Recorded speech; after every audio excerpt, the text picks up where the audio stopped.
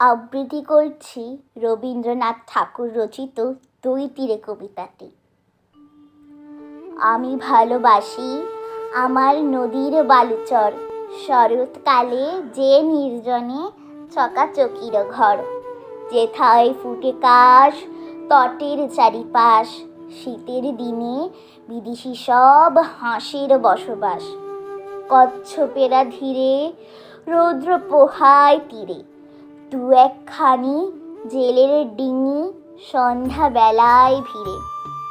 তুমি ভালোবাসো তোমার ওই ওপারের বন, যেথায় গাঁথা ঘন ছায়া পাতার আচ্ছাদন, যেথায় বাঁকা গলি নদীতে যায় চলি, দুই ধারে তার বেণু বনের শাখায় গলাগলি।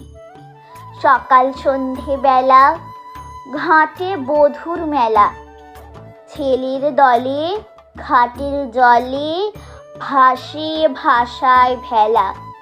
তুমি ভালোবাসো তোমার ওই ওপারের বন, যেথায় গাঁথা ঘন ছায়া পাতার আচ্ছাদন। আমি শুনি শুয়ে বিজন বালু ভুঁয়ে, তুমি শুনো কাঁখের কলস ঘাটের পরে থুয়ে। তুমি তাহার গানে বোঝো একটা মানে, আমার কুলে আরেক অর্থ ঠেকে আমার কানে।